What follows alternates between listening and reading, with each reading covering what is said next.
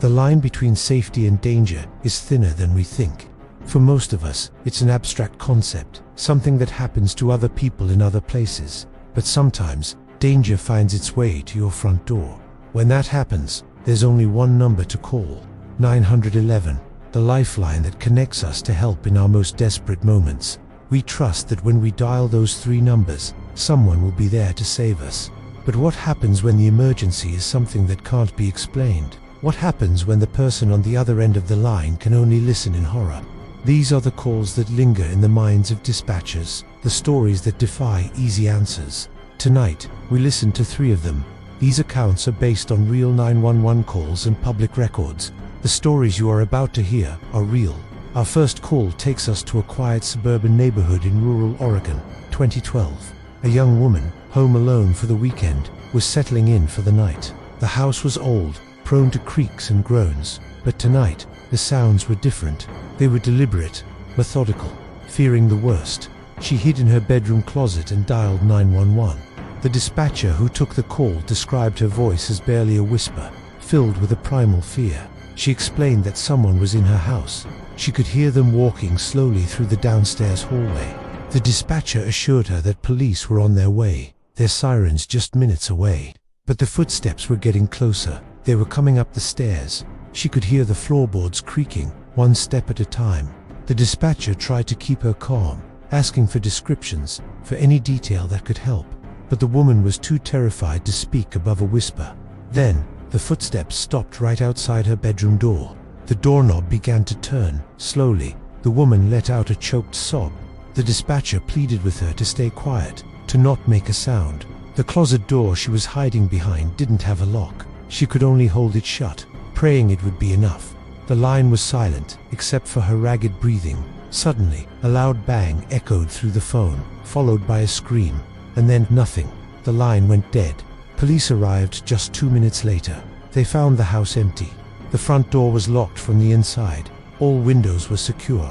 There were no signs of forced entry. The bedroom was undisturbed, except for the closet door, which was wide open. The woman was gone. An extensive search of the house and the surrounding woods turned up nothing. Her car was still in the driveway. Her purse and phone were left behind. She was never seen or heard from again. Her disappearance remains an unsolved case, a chilling mystery that began with a terrified whisper and ended in silence. Our second story comes from the sprawling desert landscape of Arizona, 2018. A long-haul truck driver was making a late-night run through a desolate stretch of highway, miles from the nearest town. His dashboard camera was running, a silent witness to the empty road ahead. Suddenly, his truck sputtered and died. He was stranded, with no cell service. His only hope was the CB radio. He started broadcasting a distress call, hoping another driver was nearby. What he got back was not what he expected. A voice crackled through the static. It was distorted, strange, and it wasn't speaking English. It was a rhythmic, guttural chant. The driver, unnerved, tried to ask who was there, but the chanting only grew louder, more intense. He looked out his window into the pitch-black desert night. That's when he saw them.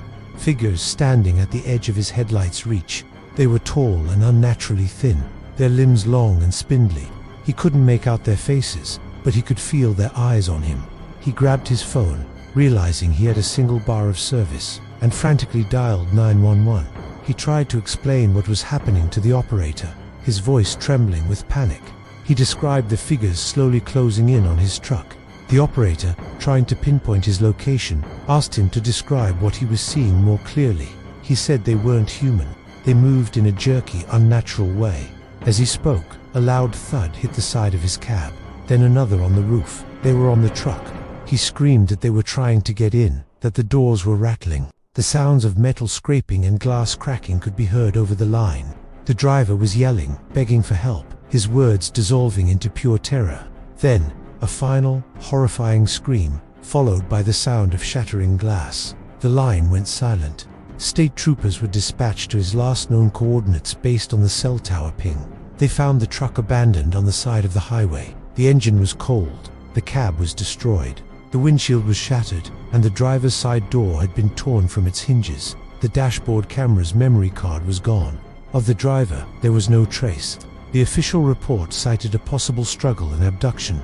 but no suspects were ever identified. The desert kept its secrets that night, leaving behind only a wrecked truck and a recording of a man's final, terrifying moments. Our final call comes from an apartment complex in a bustling city in the UK. 2015, a young university student called emergency services, concerned about his neighbor in the flat above him. For hours, he had been hearing a repetitive, rhythmic thumping sound. It wasn't loud, but it was constant, and it was starting to worry him. He'd tried knocking on his neighbor's door, but there was no answer. The thumping just continued. The operator was initially dismissive, suggesting it could be music or a faulty appliance. But the student insisted something was wrong. The sound was too steady, too deliberate. It sounded, he said, like someone was methodically bouncing a ball against the floor. But it never stopped. Not for a second. The operator agreed to dispatch a community support officer for a wellness check, but advised it was a low-priority call. The student stayed on the line, growing more agitated. The thumping was getting to him. It was maddening. He decided he couldn't wait. He told the operator he was going to try the door again. The operator advised him against it, but he wouldn't listen. The call remained open. The operator could hear him walk out of his flat and up the stairs. They heard him knock on the neighbor's door. "Hello, is everything all right in there?" he called out.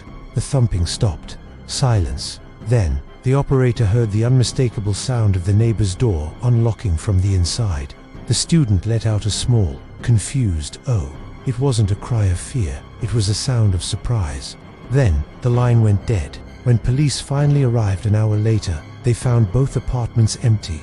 The student's flat was unlocked, his phone lying on the table, still connected to the silent emergency call. The neighbor's flat upstairs was also empty. There were no signs of a struggle in either location. Both the student and his neighbor had vanished without a trace. Investigators were baffled. Two people disappearing from a secure apartment building, leaving all of their belongings behind. The only clue was a single, strange recording of a constant, rhythmic thumping that suddenly stopped, and a young man's final, curious 0911, is for emergencies. It is our connection to order in a world of chaos. But sometimes, the danger is right at your doorstep, a shadow in the corner of your eye, a sound you can't explain, and all you can do is call for help, and hope that help arrives in time. The calls you heard tonight are reminders that some doors are better left unopened, and some mysteries are never solved. They echo in the archives, a testament to the fact that the most terrifying emergencies are the ones we can't explain. If you hear a call like this, take it seriously. You never know what's on the other end of the line. Thanks for watching.